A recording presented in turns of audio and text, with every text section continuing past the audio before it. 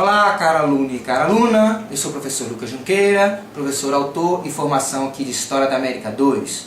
Bom, estou aqui para apresentar para vocês a segunda parte do nosso bloco 1, ou seja, vamos trabalhar o restante do século XIX e até adentrando um pouquinho do século XX. Analisar a formação do Estado Nacional norte-americano, nós vamos analisar aí a Constituição, a formação política mesmo, a concepção política daquela nova sociedade que estava, enfim, um novo regime político, já republicano, a primeira república da América, surgindo ali no que hoje a gente chama de Estados Unidos, que não foi um processo simples, lembrando que eram só 13 colônias que se transformaram em 3 estados autônomos inicialmente, e aí costurar esses 3 estados, formar uma nação a partir de colônias, ex-colônias tão distintas como eram as do norte e as do sul, não foi uma tarefa fácil. Lembrando também que houve um vasto e contínuo processo de expansão territorial desses Estados Unidos, esse novo país que surgia, que não só entrava em conflito com os índios, mas também com mexicanos e por aí vai. Então nós temos um processo histórico de quase um século de formação do território norte-americano.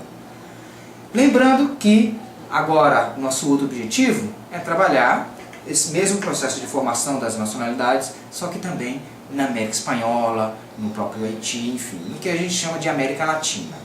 Ora, a guerra de independência na América Espanhola ela foi extremamente violenta em alguns lugares, outros ela foi menos. Mas o que a gente deve levar em conta é que a militarização que é inerente a qualquer processo de guerra acabou moldando os novos regimes, a nova cultura política que foi emergindo ao longo da primeira metade do século XIX. Os princípios do iluminismo, da Revolução Francesa, eles permeavam o discurso dos liberais na América Espanhola.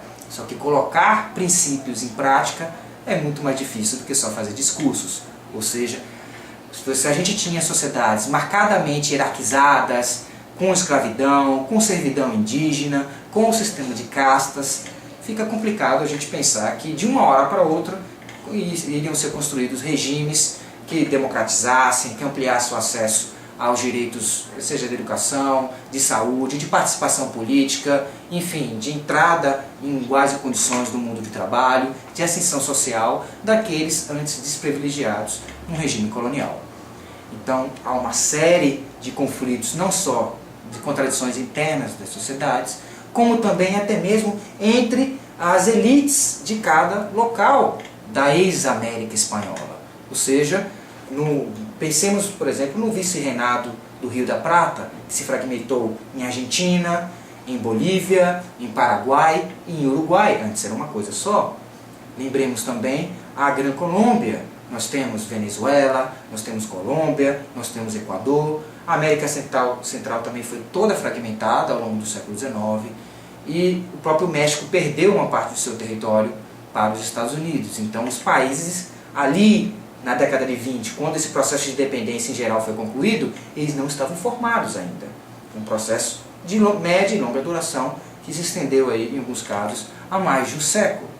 Ora, a partir do momento que os liberais vão assumir um primeiro lugar, um primeiro espaço de poder na América por conta do seu discurso de igualdade, etc., e liberdade, que foi muito divulgado na época da independência, o fracasso em tentar colocar isso em prática, e lembrando que as mesmas elites crioulas que dirigiram o processo foram aquelas que assumiram a direção desses novos países, que não tinham interesse, inclusive, num alargamento tão grande dessa participação política, social e econômica. Ou seja, os países continuaram as estruturas de dependência da colonização, agora muito mais ligadas ao imperialismo britânico e, com o passar do tempo, cada vez mais também ao imperialismo norte-americano, gerando o que no final do século XIX ficou conhecido como neocolonialismo e uma nova inserção da América Latina, mas com os investimentos externos, uma modernização econômica, mas socialmente ainda muito limitada,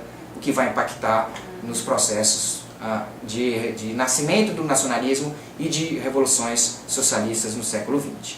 Bom, esperamos que vocês possam consultar os textos que estão designados no AVA para esse segundo encontro que discute esses processos de independência de formação das nacionalidades latino-americanas. Ok, pessoal? Um abraço e até a próxima.